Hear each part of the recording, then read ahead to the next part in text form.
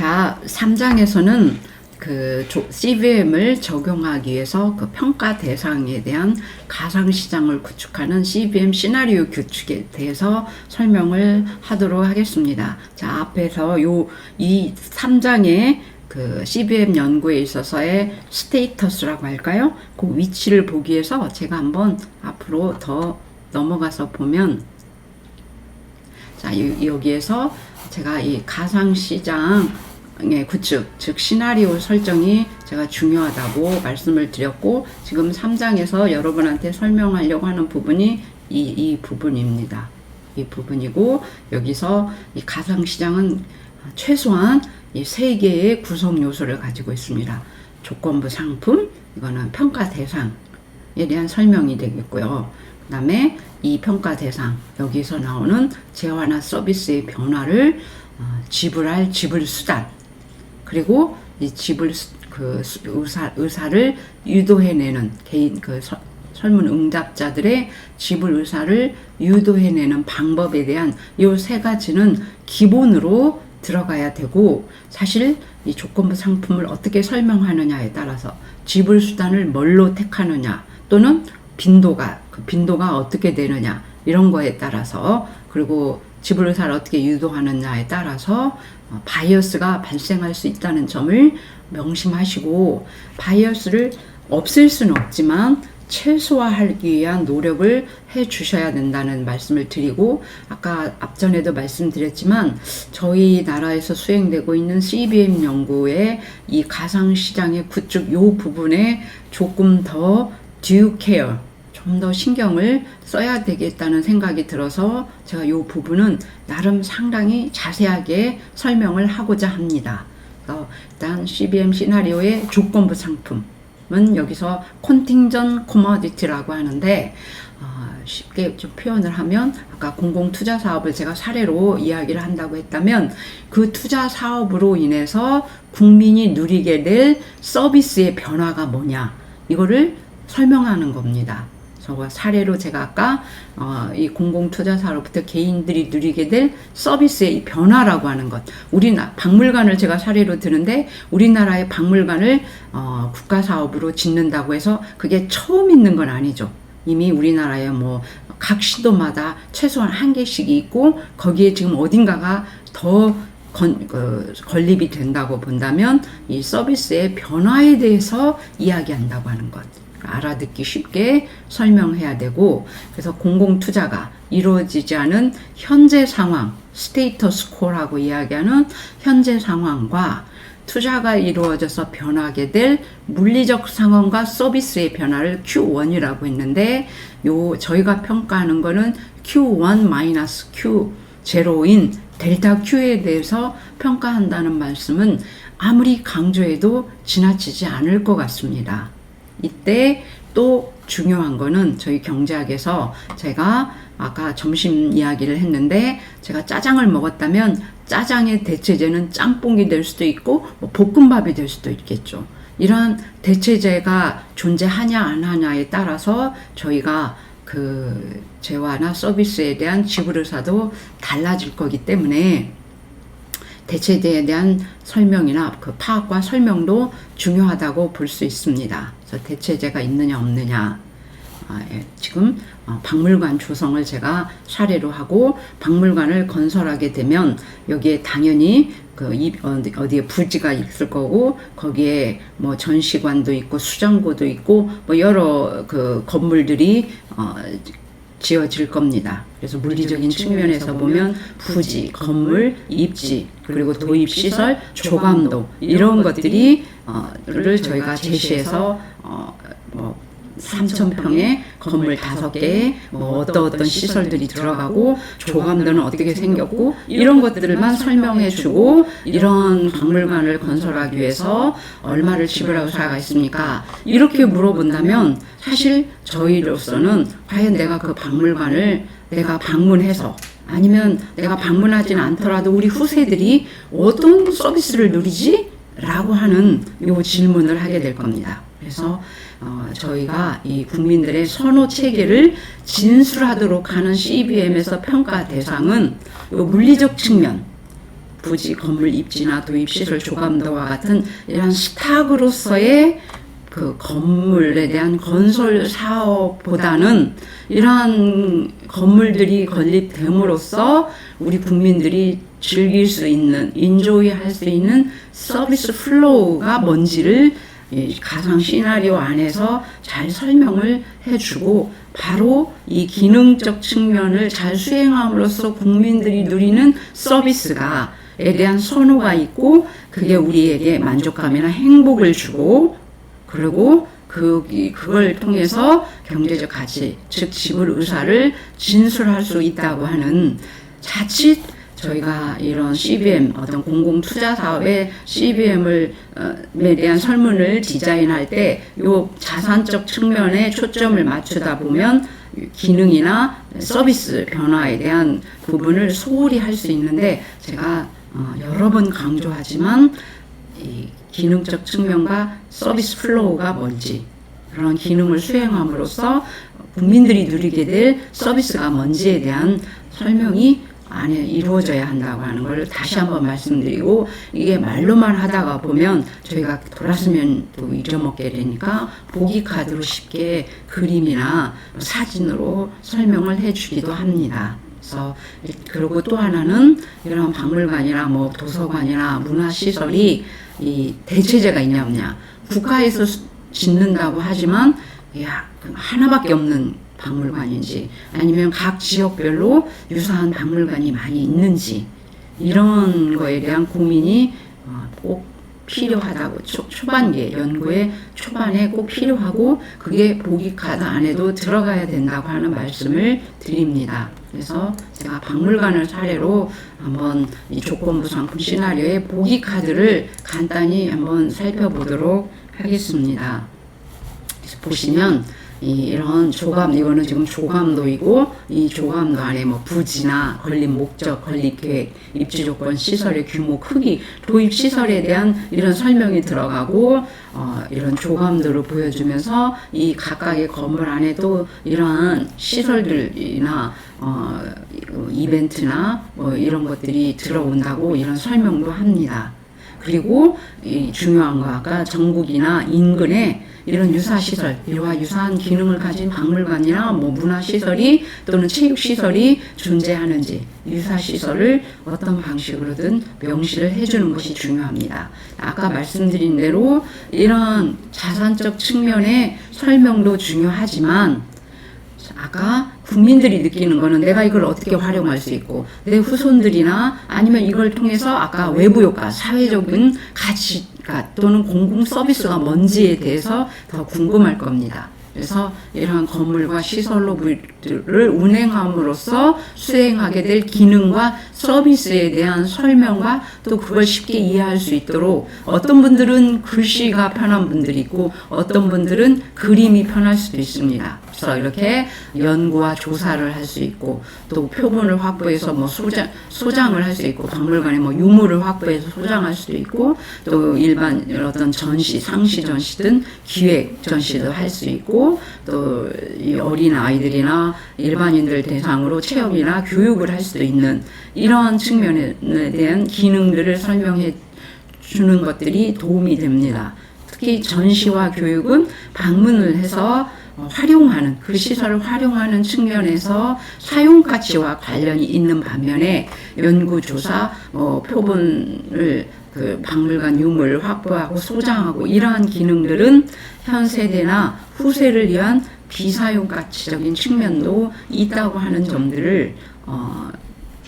염두에 두고 진행을 할 수 있을 것 같습니다. 제가 특정 지역을 이걸 지운다고 했는데 깜빡 잊어버리고 특정 지명들이 들어갔는데 옛날에 저희가 진행한 사업의 일부이기 때문에 지명을 지워지지 않고 여기에 있는 것 같습니다. 자, 다시 한번 말씀드리지만 이런 입지, 조감도나 입지 시설에 관한 설명도 중요하지만 이런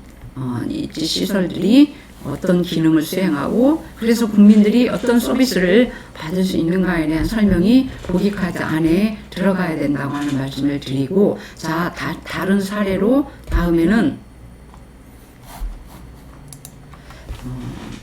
제가 또 한번 수행해 본 경험이 있는 수목원 건립 사례에 대해서 말씀을 드리도록 하겠습니다. 특정 도시에 수목원을 건립한다고 했을 때 사실 박물관보다는 이 수목원 같은 경우에는 대체자가 상당히 많이 있는 편입니다. 국립, 공립 또는 도립 또는 사립 이런 수목원들이 많이 있는데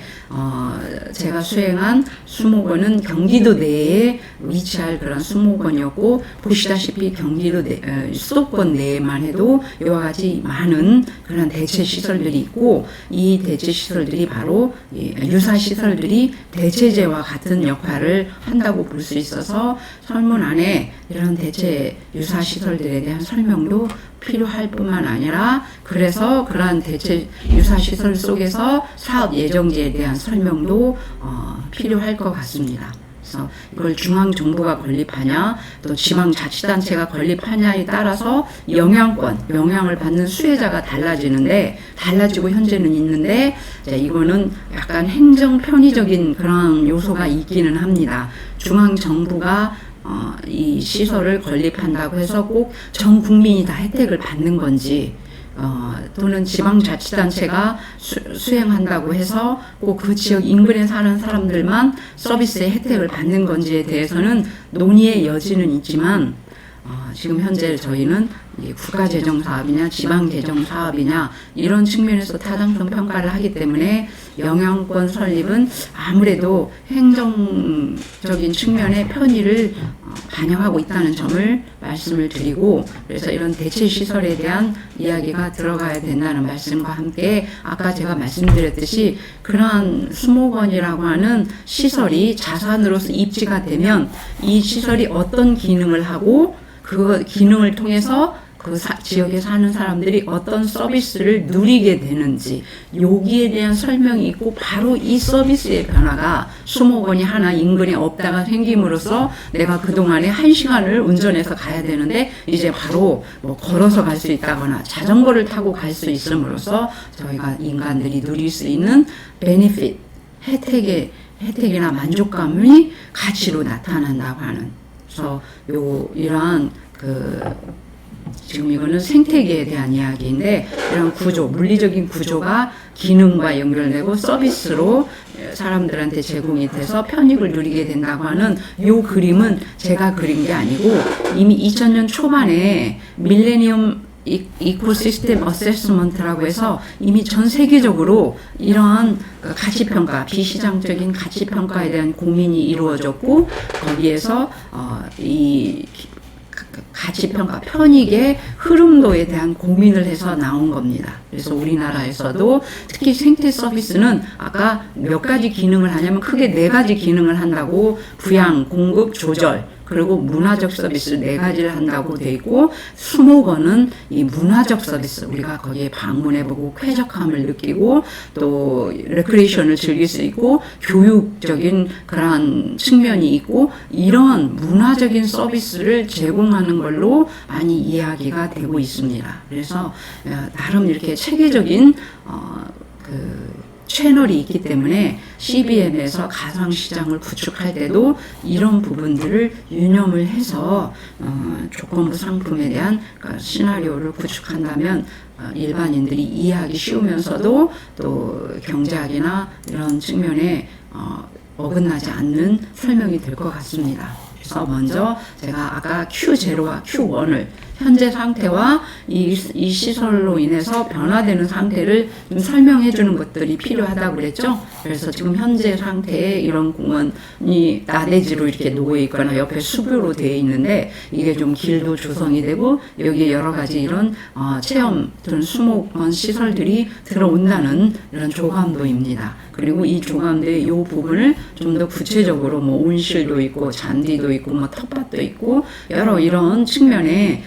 또 교육장도 있고 이런 조감도가 그려지는데, 여기까지는 이런 시설들을 위해서 아까 어떤 기능을 할 건가, 주로 문화적인, 주민들이 여기 와서 산책을 하거나 여가를 즐기거나 또는 주변에 환경을 쾌적하게 만들거나 이러한 기능을 통해서 아까 여가, 휴양, 교육, 참여 또는 뭐 전시도 하고 이런 수목원 생태계가 제공하는 문화적 서비스에 대해서 설명과 함께 이러한 그림으로 표시해주는 작업들이 가상 시나리오를 구축할 때 도움이 된다고 볼 수 있겠습니다. 그래서 이런 점을 좀 유념해 두시고 이 부분에 대한 고민이 밀레니엄 에코시스템 서비스 이후에 아까 TV라고 또 경제학자들이 모여서 그 부분을 구체화했고 영국 같은 경우에는 영국 전역에 걸친 생태계에 대해서 도시, 농촌, 산림 등에 대한 이런 생태계 서비스에 대한 가치평가를 실제로 국가적으로 수행한 나라도 있습니다. 네, 저희 나라 같은 경우에는 중앙정부든 또는 지방자치단체든 이런 수목원이나 또는 공원, 요새는 근린공원, 공원 일몰제 이후에 근린공원에 대한 건립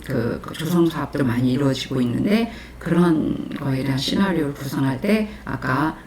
물리적인 구조, 기능, 서비스 그러한 서비스가 사람들한테 만족감이나 편익을 준다고 하는 측면에 대한 고민을 보기 카드 안에서 나타낼 수 있으면 합니다. 자, 제가 또 하나의 사례로 이거는 자꾸 이 조건부 상품 시나리오를 제가 이렇게 사례로 말씀을 드리는 거는 이 부분에 대해서 좀 가상이지만 명쾌하게 그리고 알아듣기 쉽게 설명하는 게 중요하기 때문에 말씀을 드리고 하나 그동안에는 문화 체육시설이었다면 이제는 환경 사업으로서 이 수질 개선 사업에 대해서 이게 과연 수질 개선 사업의 편익이 들어가는 비용 대비 효과가 있냐를 평가한다고 했을 때 특히 우리나라에서 요즘 녹조 발생이 하천뿐만 아니라 호수에서 특히 댐에서 뭐 밑에 하류 지역의 상수원으로 쓰이는 댐에서도 녹조가 발생하는 사례들이 있는데 주로 그 이유가 그동안에 뭐 수공이 주로 댐을 관리하고 있는데 댐 자체에 대한 수질만을 살펴봤고 관리를 해왔는데 알고 보니 댐 상류의 농업이나 축산활동 또는 하수처리 시설이 미비해서 그게 그대로 하천으로 흘러들어오고 댐으로 들어오는 이런 것들로 인해서 과다 영양 염류로 댐으로 유입돼서 질소나 인 등이 많이 유입되고 거기다 일사량, 온도, 강수량 등이 조합을 이루어서 녹조가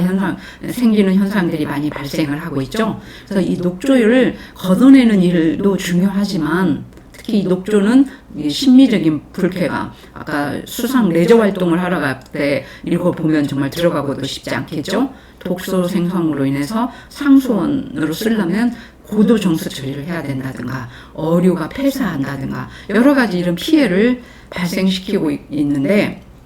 그래서 댐 상류에 토지 이용을 달리하게 되면 아까 영양 염류가 유입돼서 탁도도 조류가 생산돼서 색깔이 변하고 탁도도 맑아지지 않고 산소량이 부족해져서 어류의 건강성, 수생태에도 영향을 미친다고 이런 부영화가 늘어나면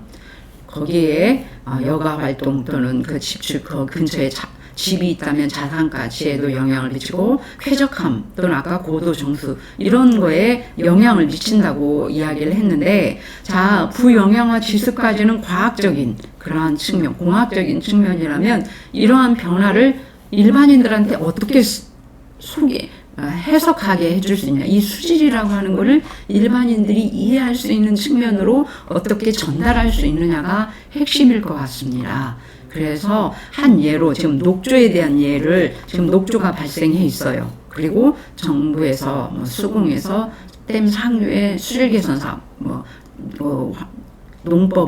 농사 짓는 농법을 친환경 농법으로 한다든가 축산 폐수를 버리지 않고 그걸 축분으로 활용한다든가 여러 가지 이런 개선 사업이 이루어졌을 때 개선으로 인해서 댐으로 유입되는 영양 염류가 줄어들었을 때 어떤 편익이 발생할 것인가에 대한 설문조사 CBM을 적용한다고 봤을 때 지금 Q0는 댐의 상류의 개선 사업이 이루어지지 않을 때는 이와 같이 녹색의 댐이었다고 보면 이게 스테이커가 되고 그래서 이 상태가 블루 그린 약간 브라운적인 그린까지는 안 갔지만 브라운 컬러가 약간 들어가는 아까 밑에보다는 조금 나아졌죠. 그 다음이 브라운에서 약간 블루에 녹색, 청색의 개념이 들어가고 그 다음에 깨끗한 물은 이처럼 청색이 도는 이렇게 색깔을 이처럼 사진으로 보여주면 말로 녹조가 꼈다든가 아주 청색의 맑은 물이라고 하는 것보다는 이해하기가 쉽겠죠. 그래서 수질 개선으로 인해서 요 스테이트 코, 요 상태에서 물이 C, 그 댐의 물이 C 정도로 좋아질 건지 B 정도로 좋아질 건지 또는 A 정도로 좋아질 건지에 따라서 사람들이 그 지불하고자 하는 지불 의사도 달라질 것 같습니다. 그래서 이 댐의 녹조의 댐의 색깔을 저런 보기 카드로 설명을 하고 이 차이가 댐 개선 사업이 어떤 서비스의 변화를 가져올 건지를 진술할 수 있도록 도와주는데 또 이런 보기 카드를 사용할 수가 있습니다. 그래서 보통은 제가 수질 개선에 대해서 아까 뭐 N이 얼마고 P가 얼마고 이런 거는 이 평가 수질 개선 사업에 대한 설명을 하고 그로 인해서 뭐 녹조 발생이나 COD나 BOD가 어떻게 달라지고 어류 건강성이 어떻게 달라지고 여기까지는 공학에서 사이언스 과학에서 도와주지만 이걸 일반인들한테 그 변화를 어떻게 설명하고 그로 인해서 유역 주민들이 요 댐 주변을 이용해서 경제 사회적 영향은 뭐고 용구가 아니고 용수 공급은 어떻게 달라지거나 뭐 레크레이션이나 경관에 어떤 영향을 미칠 것인가 즉 주민들이 이용하는 서비스의 어떤 변화를 가져올 건가를 잘 설명을 해줘야 그것에 대해서 그런 변화에 대해서 주민들이 또는 그 설문 응답자들이 본인한테 느끼는 효용의 변화를 가치로 지불 의사로 설명을 할 수 있다고 진술을 할 수 있다는 측면에서 제가 이처럼 이 과학과 경제학은 항상 같이 융합 그래서 CBM은 어찌 보면 융합과학이라고도 말을 할 수 있습니다. 그래서 요즘은 특히 환경 분야에서는 환경과 경제가 통합되는 그러한 평가 체계를 구축하려고 노력을 하고 있습니다. 특히 아까 공학 측면에서 과학 측면에서 영양 염류가 변했을 때 이 색깔이 그냥 뭐 COD가 얼마 변했고 녹조 발생이 어느 정도라고만 말해서는 저희 일반인들은 알아듣지 못합니다. 그걸 일반인들한테 알아듣기 쉽게 이야기해서 수질에 이런 변화가 있다고 느끼게 하는 퍼셉션 그 인식의 변화를 가져오고 그 인식의 변화가 그러면 내가 여기를 더 이상 뭐 레크레이션 를 하게 드라이브나 거기 산책할 때 막 냄새나고 이래서 내가 더 이상 못 가겠구나 비헤이비어의 변화 행동의 변화를 예상하게 되고 그를 통해서 가치에 대한 그 지불의사에 대한 변화를 진술할 수 있다고 하는 측면에서 제가 이 그림으로 저희가 시나리오를 CBM의 시나리오를 작성할 때는 이런 체계적인 측면의 고민도 필요하다는 말씀을 드렸습니다. 그래서 이 CB 시나리오의 구성 요소로서 지금까지 가장 중요하게 보는 조건부 상품에 대한 설명, 즉 그 평가 대상에 대한 설명을 보기 카드를 통해서 자산이나 물리적인 자산이나 어떤 시설의 입지보다는 그러한 시설이나 건물이 지어져서 어떤 기능을 수행함에 따른 서비스 변화가 사람들한테는 평가 대상이라고 하는 것을 제가 말씀을 드렸고 이제 두 번째 요소가 지불 수단입니다. 이러한 비시장의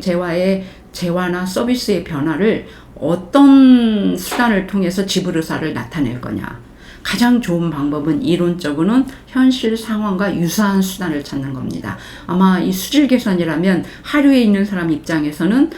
물리용 부담금을 저희가 내죠. 그래서 물리용 부담금에 대한 이야기가 될 수 있고 그 다음에 아까 박물관 같은 경우에 혹시 저희가 들어간다면 입장료를 낼 테니까 뭐 입장료에 대한 변화를 이야기할 수도 있겠죠. 그런데 지금 우리나라에서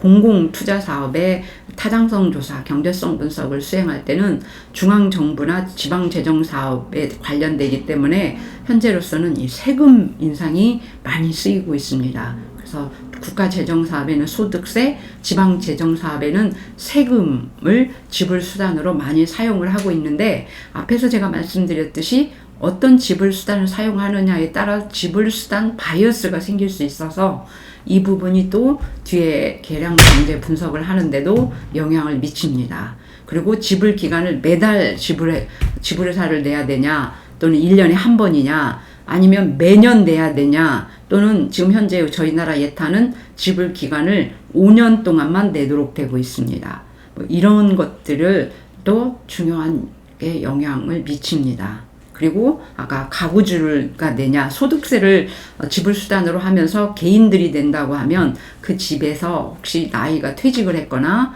뭐 주부이거나 이럴 경우에는 소득세를 내지 않을 수도 있겠죠. 그래서 이 지불 수단에 따라서 응답자들의 단위도 바뀐다고 하는 점을 말씀을 드리고, 지불 의사 유도 방법은 이 가격의 역할을 하는 제시 금액, 아까 지불 수단을 통해서 제시 금액을 지불 의사를 도출해 내야 되는데, 예전에는 그냥 물어봤습니다. 얼마를 지불할 의사가 있습니까? 그러면 지금 이 비시장제를 거래하는 것 자체에 대해서 경험이 별로 없는 상황인데, 길 가다가 설문조사를 하면서 지금 이 지역에 박물관을 지어야 되는데 이러이러한 서비스를 제공할 텐데 얼마를 내게 의사가 있습니까? 이렇게 물어보면 평소에 그런 돈을 내본 경험이 없는 재화나 서비스에 대해서 갑자기 얼마를 내겠냐고 물어보면 사실 정확한 본인의 선호를 나타내기가 어렵습니다. 그래서 아까 노아 패널에서 가이드라인을 제시하면서 제시 금액을 주고 각 응답자들한테 뭐 5,000원을 낼 의사가 있습니까? 연 5,000원을 낼 의사가 있습니까? 라고 물어보고, 응답자들은 편하게 예, 아니요로 답을 할 수 있도록 물어보는 양분 선택형 질문 방법으로 요즘은 거의 그렇게 사용하도록 권고하고 있고, 이때 예산 제약 조건을 좀 고민해 보도록, 응답자 가구의 소득이 제한되어 있고 그 소득은 여러 용도로 지출되어야 합니다 라고 하는 거를 다시 한번 리마인드 시켜주도록 설문 안에서 그렇게 하도록 부탁을 하고 있습니다. 자, 그리고 이때 제가 박물관이 생기는 거는 좋아요. 근데 저는 이미 소득세를 많이 내고 있다고 생각하는데 또 소득세로 5년간을 걷겠다고 하니까 나 정말 그 박물관이 제공해주는 서비스에 대해서 내가 지불 의사가 있는데 이걸 소득세로 내라고 하는데 난 이미 너무 세금을 많이 내고 있다고 생각해. 그래서 난 안 내겠다고 했다면 이건 정말로 난 박물관이 이 지역에 필요 없다고 생각해서 제로라고 한 사람하고 아니오라고 응답한 사람하고, 나는 이게 필요하다고는 생각하는데 소득세가 마음에 안 들어, 아니면 그 보기카드에서 이 설명한 방식이 나는 마음에 안 들어, 나는 이렇게 제시된 이 정보를 믿을 수가 없다든가, 여러 가지 그 재화에 대한 비시장 재화나 서비스에 대한 선호가 아닌 다른 이유로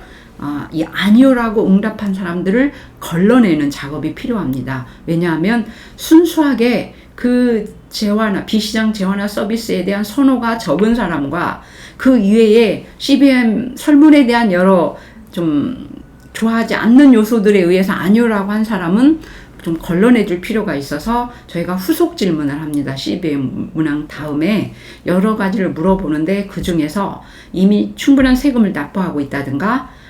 나는 이 세금에 대해서는 세금이라고 물어보는, 세금 인상이라고 물어보는 것이 싫다든가, 이런 사업이 완료될 거라고 하는 거에 나는 불확실하다고 믿는다든가, 아니면 여기에서 지금 제시된 정보를 믿을 수 없다고 응답한 사람들은 나중에 아니오라고 했지만 좀 달리 프로테스트 비드로 구분을 해서 따로 취급을 할 필요도 있습니다. 그래서 요 세 가지 요소, 조건부 상품, 지불수단, 지불의사 유도 방법을 좀